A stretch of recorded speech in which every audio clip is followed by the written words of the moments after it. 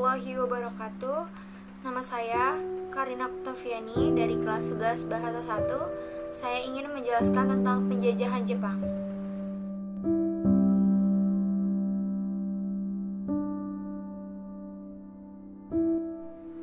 Bagian pertama, faktor-faktor apa saja yang melatar belakangi kedatangan tentara Jepang ke Indonesia? Faktor pertama, keberhasilan Jepang dalam Perang Asia Afrika yang membuat mereka berhasil menguasai wilayah Asia Tenggara.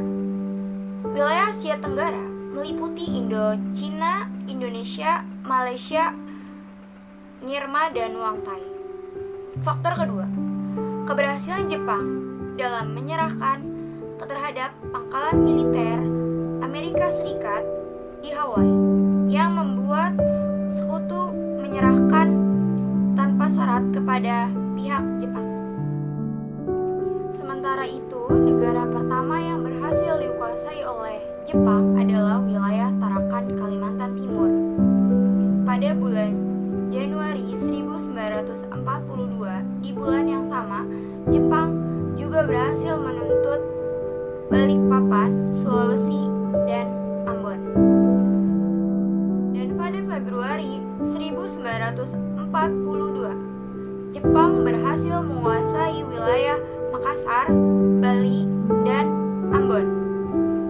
Sedangkan di bulan Maret, Jepang berhasil menguasai wilayah Batavia, Bandung, dan Subang. Pada awal kedudukan pemerintahan Jepang melibatkan dua angkatan bersenjata. Yang pertama, Angkatan Darat yang biasanya disebut Rikugun. Yang kedua, Angkatan Laut disebut Kaigun. Jepang membagi wilayah ke dalam 3 wilayah. Pertama, Pulau Jawa. Kedua, Sumatera dan Semenanjung. 3, Kalimantan, Sulawesi, Nusa Tenggara, Maluku, dan Irian Jawa. Dalam 3,5 tahun kependudukan Jepang di Indonesia, banyak kebijakan-kebijakan yang dikeluarkan. Salah satunya adalah kebijakan propaganda 3A, Jepang Cahaya Asia, Jepang Pelindung Asia, Jepang Pemimpin Asia. Namun selama 1 tahun melakukan propaganda itu, Jepang mendapatkan respon yang kurang positif dari masyarakat Indonesia. Oleh karena itu, Jepang membentuk organisasi yang diberi nama Putra atau Pusat Tenaga Rakyat, yang diketahui langsung oleh Insinyur Soekarno-Hatta. Hal ini dilakukan untuk menarik simpati dari masyarakat Indonesia agar masyarakat Indonesia mendukung keunikan Jepang dalam upaya menaklukkan sekutu Perang Asia Pasifik. Untuk kebijakan kebudayaan pemerintahan yang mewajibkan seluruh masyarakat Indonesia untuk melakukan seikere. Seikere adalah bentuk penghormatan kepada Dewa Matahari dengan cara membungkukkan badan dan menghadap Kekaisaran Jepang. Sementara itu, aspek sosial masyarakat Indonesia menderita dengan keadaannya kebijakan Romusa. Romusa adalah sebutan untuk para pekerja Indonesia yang paksa bekerja untuk pemerintahan Jepang.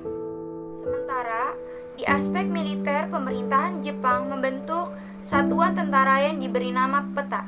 Tujuan Peta adalah memberi latihan militer kepada pemuda Indonesia untuk membantu tentara Jepang untuk melawan pasukan sekutu yang dipimpin langsung oleh Sudirman dan Nasution. Sementara dengan kebijakan-kebijakan itu, masyarakat Indonesia tidak lantas tinggal diam. Banyak perlawanan yang kemudian dilakukan di daerah Indonesia. Contohnya, pada tahun 1942, Kiai Haji Abdul Jalil memimpin pemberontakan di Aceh. Kemudian, pada tahun 1943, Kiai Haji Jainal Mustafa memimpin pemberontakan di Singapura, Jawa Barat. Dan pada tahun 1945, Supriyadi memimpin pemberontakan di Blitar. Lalu pada bulan Juli 1944, Amerika berhasil mengambil alih pertahanan militer dari tentara Jepang. Wilayahnya diantaranya adalah Kepulauan Saipan di wilayah Jepang, Papua Nugini, dan Kepulauan Salomon. Lalu puncaknya pada tanggal 6 Agustus dan 9 Agustus 1945, Sekutu berhasil membom atom dua kota besar di Jepang, yaitu kota Nagasaki dan kota Hiroshima, yang membuat Jepang langsung menyerah tanpa syarat kepada Sekutu. Situasi ini pun langsung dimanfaatkan oleh tokoh-tokoh pejuang Indonesia untuk segera mungkin merencanakan dan memproklamasikan kemerdekaan Indonesia yang jatuh pada tanggal 17 Agustus 1945. Itu saja penjelasan dari saya. Wassalamualaikum warahmatullahi wabarakatuh.